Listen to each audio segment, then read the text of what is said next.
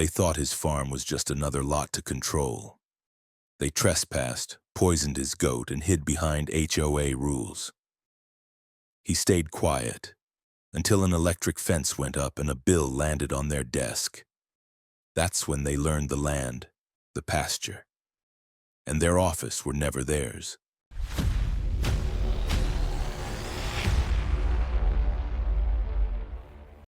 I bought the farm because I wanted silence that actually meant something. Not the kind you get between traffic lights or after midnight in the city, but the deep, uninterrupted quiet where the loudest thing in your day is a goat arguing with a fence post. The land sat just outside the edge of a newer residential development, close enough that I could drive into town for supplies, far enough that nobody had any business telling me how tall my grass should be. The deed was clean, old, and very clear. This property existed long before anyone decided to invent a homeowners association and slap a logo on a clipboard. My days followed a rhythm I trusted. Morning feed, fence checks, cheese batches in the afternoon, repairs when something inevitably broke. I had goats with personalities, chickens with grudges, and exactly zero interest in suburban aesthetics. The fences were functional, solid, and built to keep animals in and strangers out. That last part, as it turned out, offended someone deeply. The first time they showed up, I thought it was a joke. 3 people in matching jackets with a neatly stitched HOA emblem walked straight through my open gate like they were late for a brunch reservation. One of them was already taking photos. Another was holding a tablet like it granted him diplomatic immunity. The third, a man with a stiff posture and a haircut that looked regulation-approved, introduced himself as Craig Sanders, president of the Homeowners Association from the neighboring development. He spoke slowly, loudly, and with the kind of confidence usually reserved for people who had never been told no. He informed me that my fencing was not compliant with community visual standards. He said it while standing on my pasture, boots pressing into grass my animals depended on. I told him calmly that there had been a mistake. This land was not part of his association. Never had been. I even went inside and came back with a copy of my deed, still faintly smelling of dust and old paper. Craig glanced at it like it was a menu item he had already decided not to order. He smiled and said they would look into it. They left behind tire tracks, flattened grass, and a bright orange notice zip-tied to my fence. It listed violations, plural, fence height, fence material, rural inconsistency. I laughed out loud when I read that one. Then I tossed it in the trash and went back to work. A week later, they were back. This time without smiles. They did not ask permission. They did not knock. They walked, measured, photographed, and spoke to each other as if I were invisible. One of them, a younger guy with nervous energy and too much attitude, muttered something about people thinking they can live like it's the Wild West. I told them again to leave. I told them again they had no jurisdiction. Craig looked at me with thinly veiled annoyance and said enforcement would continue until compliance was achieved. That was the moment I stopped assuming incompetence and started recognizing entitlement. I filed a formal notice to the HOA, certified mail, polite language, attached documents. No response. Instead, another visit. Then another. Always unannounced, always invasive, always acting like my land was an inconvenience interrupting their authority. So I started recording every boot print, every visit, every word. I didn't raise my voice. I didn't touch anyone. I just watched them trespass, with the confidence of people who had never been challenged by someone who knew exactly where the property line was and why it mattered. By the time they drove off the last time that month, leaving my goats spooked and my patience thinner than a winter fence wire, I understood something important. This was not a misunderstanding. This was a test, and they fully expected me to fold. The fourth time they came, they didn't even bother with the jackets. Just marched in, 2 of them, with clipboards and condescending stares like they were performing some sacred civic duty. They didn't ask questions. They didn't apologize for trespassing. They just pointed at the fence again, took a few more photos of absolutely nothing, and muttered about escalation of non-compliance. That phrase. I remember it exactly because the one who said it, Dennis, according to the name badge on his oversized polo, made sure to repeat it like a magic spell that would make me disappear. I had gotten used to their intrusions, used to the dusty boots scuffing my porch, the way the goats tensed up when unfamiliar voices echoed across the pasture. I wasn't okay with it, not even close, but I had this stupid idea that maybe, just maybe, if I played it calm and documented everything, the system would work. Turns out, I underestimated how far some people will go when they're used to never being told no. The day it happened, I was repairing the east gate. It had sagged just a bit, nothing urgent, but enough to bother me. Sun was high, sweat was already drying into the shirt on my back when I saw Dennis again. Alone this time, lingering near the west end of the property. He wasn't taking photos. He was just standing there, near the fence, one hand fiddling with something in his pocket. I called out, asked what the hell he thought he was doing on my land again. He waved, said something about just checking compliance boundaries. He had a paper bag with him. That I noticed. Small. White. Set down by the fence and nudged toward the grass. Then he left, got into his dull silver SUV, and drove off like nothing happened. About an hour later, I found Belle collapsed near the same spot. Belle was old, ornery, stubborn as hell. She hated strangers, tolerated only 3 people on Earth, including me, and had been headbutting the same feed bucket for 8 years. I knew her rhythms better than my own. She wasn't sick. She wasn't injured. She was poisoned. I wrapped her in an old feed tarp and drove her straight to the vet clinic 20 miles out. Sat there in the parking lot for over 2 hours while they ran the tests. The vet, a kind woman named Dr. Rivas, who'd seen my animals since I moved in, came out and gave me the results in plain, tired English. Severe chemical poisoning, likely from herbicides. Something not naturally occurring in her diet. Something she would have eaten from foreign matter in the pasture. I knew what had happened. I didn't have the footage. I didn't have a confession. But I had my eyes. I had the bag. I had a gut feeling that came from years of knowing exactly how my animals moved, ate, and behaved, and how they didn't. I called the sheriff's department, filed a report, told them what I saw. They shrugged. No direct evidence, they said. No cameras, no witnesses, no case. They didn't even send anyone out, didn't even pretend to care. So I stopped expecting help. 2 days later, I had a fence company on the property. Licensed, bonded, expensive as hell. I handed them the specs for a perimeter-grade electric fence, rated to deter livestock and humans alike. I wanted it high, I wanted it legal, and I wanted it documented to hell and back. Every post, I told them, every junction. I want logs, timestamps, permits. I want this thing bulletproof. I wasn't going to wait for another animal to die. I wasn't going to wait for Dennis or Craig or whatever clipboard-carrying goon they sent next to feel bold enough to do worse. By the end of the week, the fence was installed. Clean lines, tall wires, warning signs in both English and Spanish. Completely within code. I even had the installation footage synced to my security system.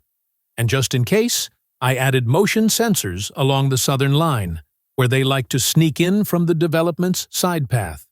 Predictably, the HOA lost their collective minds. I got an email, unprompted, aggressive, accusing me of deploying hazardous anti-community deterrents. They claimed I had violated the visual sanctity of adjacent lots and posed a safety threat to residents. Residents, mind you, who weren't supposed to be anywhere near my damn fence. 2 days later, I was served papers. Notice of intent to sue, signed by Craig Sanders himself. Grounds: installation of unsafe structures, failure to comply with neighborhood integration standards, and deliberate obstruction of HOA oversight. I didn't laugh. I didn't scream. I took a photo of the documents, then poured myself a drink. Not because I was scared, because I finally understood what this was. It wasn't about fences. It wasn't about Bell. It was about control, about power, and about the one person on the edge of their perfect suburbia who didn't bow his damn head. The first idiot who touched the new fence let out a yelp that startled the chickens into a panic. I watched the playback later that night, sipping coffee, and rewinding the footage like I was reviewing game tape. He hadn't been seriously hurt, just surprised, maybe mildly embarrassed, and judging by the flailing, not exactly graceful. But that single moment was all the HOA needed to go full code red. The next morning, I found 3 letters stuffed into my mailbox. One from the HOA, one from their attorney, and one, oddly, from a local parent group, none of which had any actual business with me or my land. All of them painted me as some kind of unhinged backwoods lunatic who had electrified his perimeter like I was prepping for the end times. "What if a child had touched that fence?" one letter asked. I scribbled my answer in the margin. Then they'd learn about consequences. The signs were everywhere. Big, yellow, bilingual, posted every 15 feet. Warning: electrified fence. Do not touch. I'd followed every rule, every code, every boring paragraph of county regulation. They had nothing, at least legally. But they never needed law, only outrage. The HOA's social media page lit up with posts about public danger, irresponsible landholders, and violent escalation. One post had a photo of Belle, cropped and filtered to make her look like she'd died tragically of heartbreak, accompanied by a caption that read, "This animal didn't deserve this fate."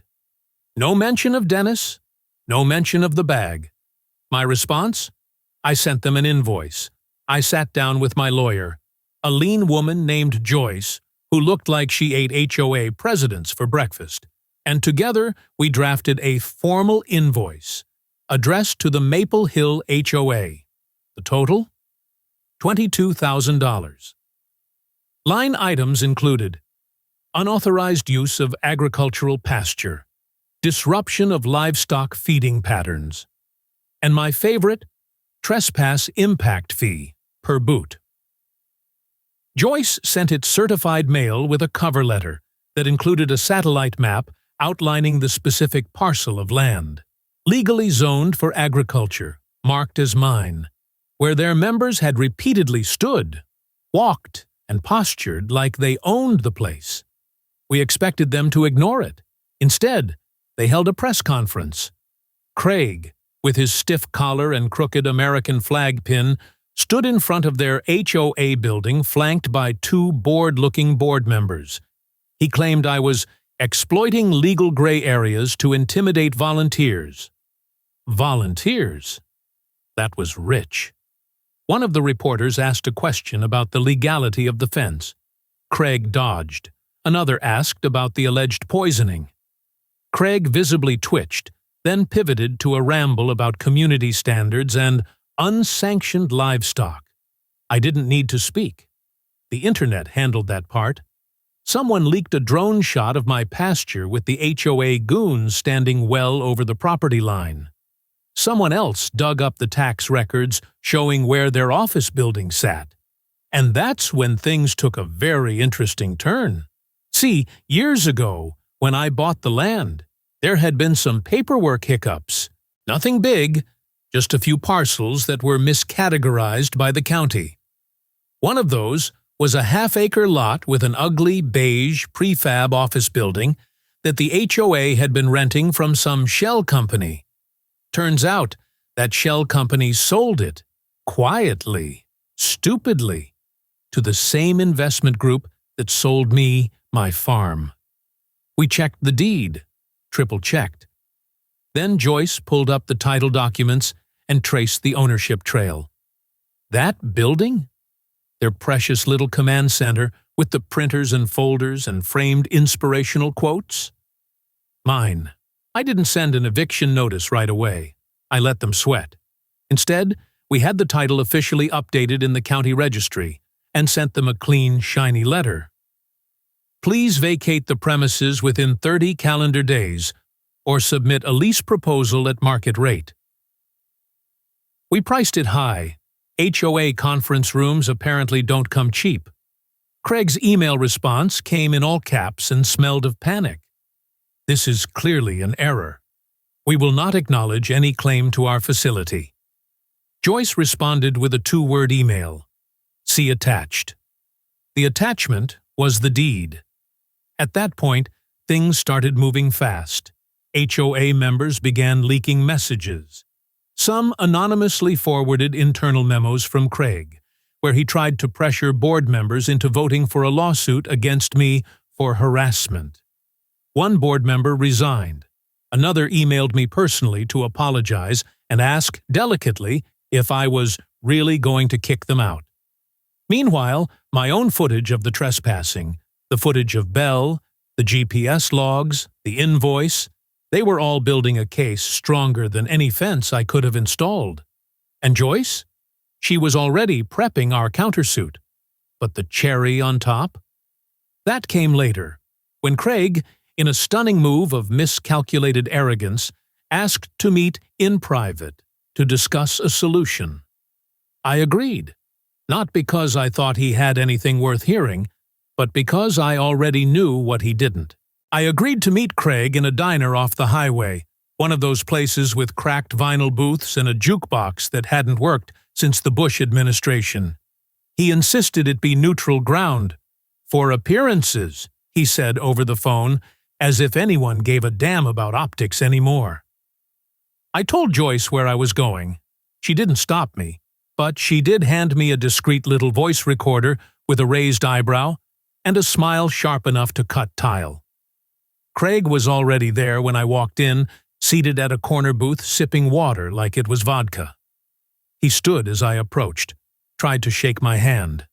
I ignored it, sat down. I think, he began, leaning forward with politician energy, that we've both let this thing get too big. I said nothing. He cleared his throat. Look, Tom, may I call you Tom? We're both adults here. No need for all these lawsuits and public statements. The community's getting nervous. The board's getting restless. You're afraid of losing, I replied. I'm trying to find a solution, he said. One that doesn't end with either of us on the front page, or with someone losing everything. I raised an eyebrow. Go on. He slid a small manila envelope across the table. Inside, a draft settlement agreement, a check for $15,000, and a typed apology signed by him. It read like something an HR department would issue after firing the wrong person. We'll publicly acknowledge your property's independence, he said. Call off the lawsuit and cover part of your legal costs.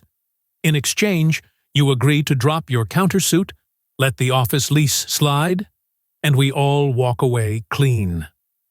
I waited. I knew it wasn't over. There's always a hook with people like Craig.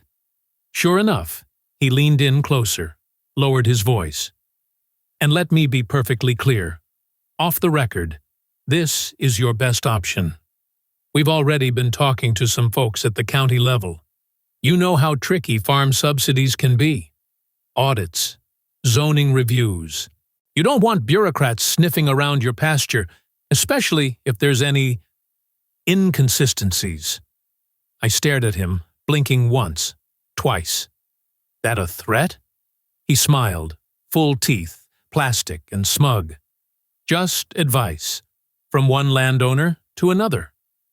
I reached into my coat pocket, clicked the recorder off, and dropped it on the table between us. "You're done," I said. Craig's face paled. His mouth opened slightly, but no sound came out. "I'll be seeing you in court." I stood and walked out, pausing only to pay for my coffee. Didn't look back. Didn't need to. The next morning, Joyce filed the full countersuit. Trespassing, property damage, harassment, emotional distress, unauthorized use of private agricultural land, and now, attempted coercion and bad faith negotiation. We attached the full recording, verbatim transcript included. We also filed an official notice with the county. Our intent to reclaim the HOA office building for redevelopment and agricultural reassignment. Legally phrased, of course. The timing couldn't have been better, because the very next day, the local city council scheduled a town meeting. Not because of me, not directly, but because the HOA had pushed their panic button too hard, too often, and now the noise had reached people with clipboards and press badges. The meeting room was packed. Local news trucks lined the street. Inside, Craig tried to spin it, again, talking about hostile landholders and community safety. He even brought in a PowerPoint. That was a mistake, because I brought the footage. My neighbor Tony, bless his paranoid heart, had a drone. And Tony, after seeing the fence drama on local Facebook, had decided to start filming the HOA's routine inspections. He captured everything. Dennis entering the pasture. Craig ignoring posted warnings. At least 3 different trespassing incidents, clearly marked by GPS overlays. The footage played on a projector behind me while I stood at the microphone. I kept it brief. These are people who walked onto my land uninvited, who poisoned my livestock, who threatened me with county interference, all under the banner of community standards. And now they want to play victim. The room fell quiet. Even the smug guy from the zoning office looked uncomfortable. The mayor called for order. Someone clapped. Then more. The story had officially escaped the HOA's control. Next came the media whirlwind. The footage went viral on local news. One outlet called it the fence war. Another dubbed me the farmer who sued the suburbs. Joyce got a call from a national legal podcast asking for comment. I didn't bother reading the HOA's panicked press release. I was too busy watching their house of cards crumble. What started with a goat and a fence had turned into something much bigger. They'd tried to scare me, corner me, pressure me into silence. But instead, they'd done the one thing that always backfires with someone like me. They made it personal. I'd never been inside a courtroom before all this. Never even had a parking ticket. So walking into that old county courthouse with Joyce at my side, briefcase in one hand, and a flash drive full of evidence in the other, felt like stepping into an alternate universe. One where fences, goats, and HOA drama somehow stacked high enough to warrant a judge, a jury, and a very expensive podium. The courtroom wasn't large. No sweeping gallery. No dramatic echoes. Just a wood-paneled room that smelled like printer toner and stress. Craig sat on the opposite side with his lawyer, some overpriced suit from Portland, who looked like he practiced smiling in the mirror. Craig himself looked deflated, like a man who had bet the house on a bluff and was starting to feel the walls close in. Good.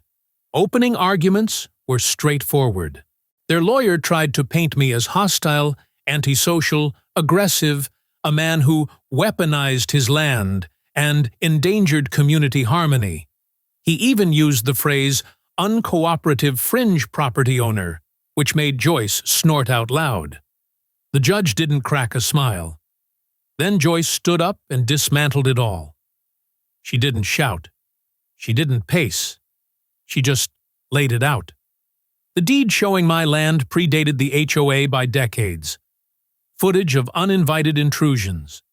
Drone videos showing the precise spots where Craig's people had wandered over my boundary like lost mall cops. Then came the big one, the recording. Joyce queued it up. The room got quiet. Craig's voice filled the space, smooth and oily, offering me money to walk away, suggesting things could get messy if I didn't comply, hinting at audits and regulatory pressure. When the word audit hit the speakers, I watched the judge's eyebrows twitch. When Craig mentioned zoning reviews, the court reporter actually stopped typing for a second. The recording ended. The silence afterward felt like the kind that comes right before a thunderclap. Craig's lawyer tried to object, said the recording was manipulated. Joyce handed the judge a signed transcript, time-stamped metadata, and an affidavit from the tech guy who extracted the file from the recorder. All airtight. Then we brought in witnesses. First was Dr. Rivas, my vet. She explained the cause of Belle's death. Chemical poisoning consistent with landscape herbicides. Next came Tony with his drone footage, clean and annotated, showing Dennis walking into the pasture on the day Belle died. Dennis didn't show up in court. Rumor was he had skipped town. Then came one of the HOA's own former board members, a woman named Evelyn. She looked nervous at first, but when she started talking, you could feel the jury lean in.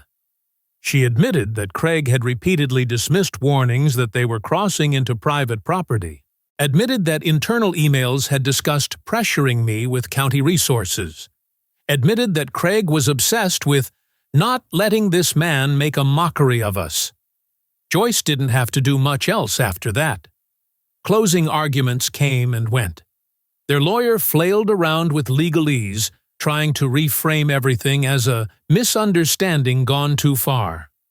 Ours was simple. They trespassed, they poisoned, they threatened, they lied, and now they're trying to avoid consequences. The jury deliberated for less than 3 hours. When they returned, the foreman read the verdict like he'd been waiting all day to deliver it. Liability, confirmed. Trespassing, confirmed. Harassment, confirmed. Emotional distress, confirmed. Destruction of livestock property, confirmed. Damages awarded, $250,000, plus legal fees, plus court-ordered restitution for the animal loss. And, my personal favorite, a court-mandated eviction order, giving the HOA 45 days to vacate the office building they didn't know I owned. But it didn't stop there. The judge addressed Craig directly, his voice steady but cold. This court finds your behavior to be coercive, manipulative, and in bad faith. It has potentially criminal implications. Accordingly, we are forwarding the audio evidence and testimonies to the district attorney's office for further investigation. Craig went pale. I saw his hands tremble as he fumbled for his water glass. His lawyer leaned in and whispered something that did not look reassuring. Joyce and I walked out of that courtroom into a sea of reporters. I didn't say much, just nodded, tipped my hat, and kept walking. I had work to do back home, goats to feed, fences to maintain, but I'll admit, when I passed the HOA building the next day and saw the little for lease sign already hanging on the door, I smiled. Wide. It took them exactly 39 days to clear out of the building. I know because I counted. Every morning after the verdict, I'd walk my usual loop around the pasture, sip my coffee, check the gates, and then glance over at the ugly beige box squatting on my land, like a toad that had just realized it was on borrowed time. At first, they tried to pretend the court order was some kind of misunderstanding. They kept hosting meetings, sending emails, even had a poorly attended HOA morale BBQ in the parking lot. I wasn't invited, but I watched from a distance while they grilled cheap hot dogs next to a folding table stacked with deflating balloons. After the third week, the lights started turning off earlier. Their trash stopped getting picked up. One day, someone spray-painted "You Can't Own Community" on the side of the building, though ironically it was Evelyn, their ex-board member, who came by to clean it herself. On day 39, a moving truck showed up. 2, actually. And a red-faced Craig stood out front, barking orders at a handful of volunteers who now looked more like hostages. I didn't wave. I just leaned on the fence and watched them carry out folding chairs, boxes of paper, framed photos of suburban cookouts. Craig refused to look at me. I let them have it quiet. I figured the silence was already screaming loud enough. The building sat empty for a week after that. Then, the work began. I filed the change of use permit on a Monday morning. Within 3 days, Joyce had already gotten a call from the county office.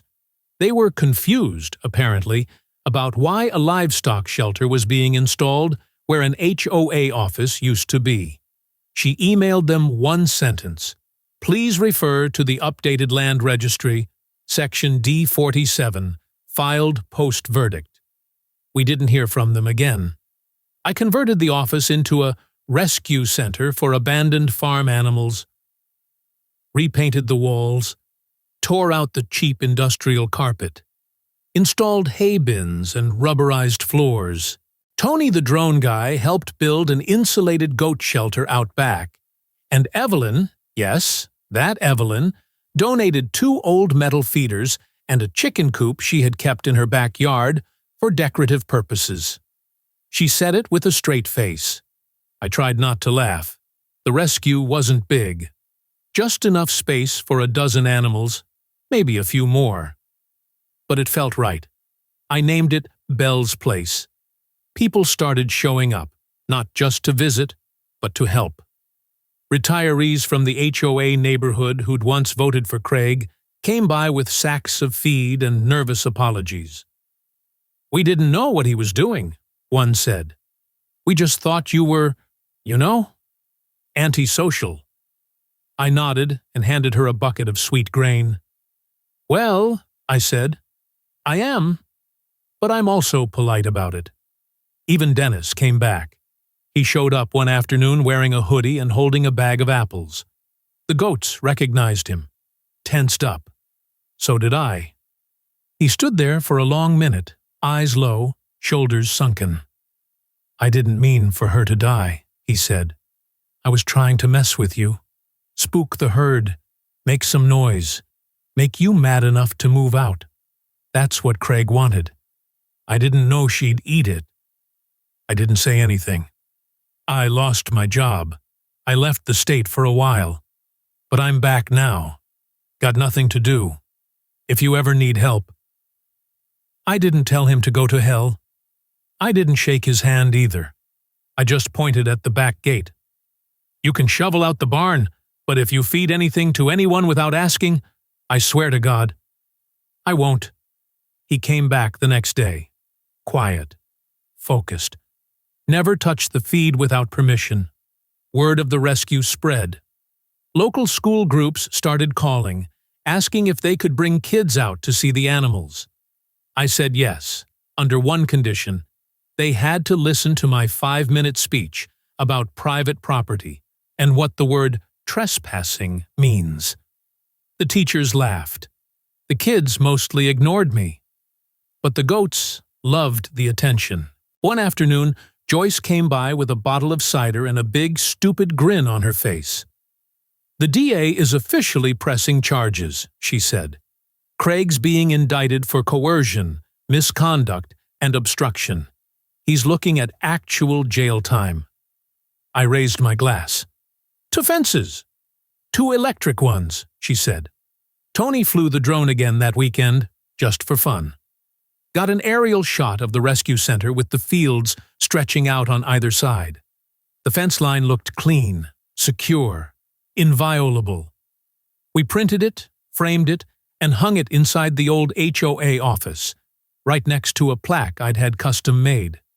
Strong fences make good neighbors. Electrified ones make excellent ones.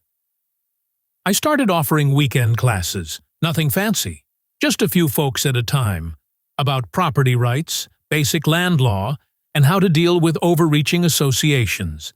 It wasn't about revenge anymore. It was about teaching people how not to get walked on. And if they needed inspiration, all they had to do was look at Belle's portrait above the main desk. We had her painted with a little gold crown. She earned it. It's funny how quickly a scandal can fade in a neighborhood when the people responsible start disappearing from board meetings. The HOA didn't disband, of course. Those things are like cockroaches after a nuke. But it got quieter, smaller. One by one, the people who used to wave their clipboards like badges of honor stopped showing up at town meetings. They left behind silence and, ironically, some of the cleanest sidewalks I'd ever seen. Craig? Last I heard, he took a plea deal. Something about probation, community service, and a ban on holding public office for 5 years. According to Evelyn, he's managing a car wash now, which is poetic if you think about it. Scrubbing away other people's dirt all day long. As for me, life settled into a new rhythm. Belle's place kept growing. People came and went. Volunteers, neighbors, even tourists who had seen the viral Goatgate video series that some kid edited on TikTok. I didn't complain. They brought snacks. The goats liked snacks. But the real turning point, the moment I knew things had truly shifted, came one Saturday morning in late spring. I was out by the new south pasture, adjusting a solar panel on one of the security posts, when I heard a car door slam. I turned to see a woman I'd never met before, maybe mid-60s, floral print shirt, sun hat, and a face that said she'd chaired more than one HOA subcommittee in her day. She was holding a clipboard, which immediately put me on edge. She walked up to the fence, stopped, looked at the warning sign, then waved at me with the clipboard like it was a white flag. "Are you Mr. Whitmore?" she asked. I nodded, didn't say anything, just waited. "I'm Diane, new head of the Maple Hill HOA. Temporarily, at least." She hesitated. "We're starting over. New board, new rules, less aggression." I nodded again, still saying nothing. She cleared her throat. "I came because, well, we have this community art project idea. We're calling it Fences Between Us, a public beautification initiative. We thought maybe, given your experience, you could be a part of it. Maybe even lead it." I blinked. "You want me to lead a fence art project?" "Well," she said, flustered, "not art exactly. More like decorative awareness installations, symbolic reconciliation efforts. It's in early stages." I leaned on the fence and looked her over. She didn't flinch, didn't get defensive, didn't pull out a citation book. Just waited. I considered it. "You want to turn the fence you people fought me over into a mural about healing?" "Well," she said, "I didn't fight you. That was before." I reached over and unhooked a small metal sign from the post. It read, "No trespassing. Violators will be electrocuted. Seriously." I flipped it over. "Well," I said, "if we're going to paint, I'll need a canvas." Her eyes widened. "You're agreeing?" I shrugged. "Let the goats decide." And that's how I ended up in front of a crowd of suburbanites the next month, leading a workshop titled Fences, Boundaries, and Bonds. We used old barn paint, scrap wood, and a few gallons of leftover county-seized HOA brochure paper as kindling for a bonfire. The kids loved it. At the end of the day, I added one more plaque to the outer fence, facing the development. "This land is privately owned. Trespassers will be painted into the mural." Tony said it was the most terrifying welcome sign he'd ever seen. Joyce said it was genius. Evelyn cried a little. Me? I just went back to feeding the goats. The electric fence still hummed quietly in the background. Nobody touched it. They'd learned. This story is more than a land dispute. It's a masterclass in how far some people will go to enforce control they don't legally have, and how dangerous it becomes when one man refuses to break. From the very first trespass by the HOA, it was clear this wasn't a misunderstanding. It was a slow invasion, one footstep at a time, rooted in arrogance, not law. Why do some institutions believe that matching jackets and clipboards grant them power beyond their jurisdiction? And why do so many landowners, like the narrator, initially assume it's just incompetence rather than manipulation? The HOA here doesn't just demand compliance. It weaponizes bureaucracy, social pressure, and eventually, according to the evidence, chemical harm. The death of Belle isn't just tragedy, it's a turning point where silence stops being strength and becomes complicity. How many of us, in similar situations, would hold the line instead of folding under the weight of endless notices, veiled threats, and public smear campaigns? Would we have gone as far as to install an electric fence and file an invoice to the HOA? Or would we fear being labeled unneighborly? The protagonist's genius lies in his use of cold, lawful resistance. Every move is documented. Every insult is converted into a legal counter. And when the truth unfolds, that he also owns the HOA's precious office building, justice turns poetic. But perhaps most telling is his choice in the end. He doesn't burn bridges. He repurposes them, literally. From turning the HOA office into a rescue center to holding educational workshops for future landowners, the story moves from conflict to community reform. And when the HOA returns, humbled, tentative, seeking reconciliation through art, he doesn't slam the gate. He lets them in, on his terms. This story teaches us that owning land means knowing how to defend it. Not with rage, but with records, resolve, and unshakable principle. When power overreaches, truth, backed by law, becomes the most electrifying fence of all.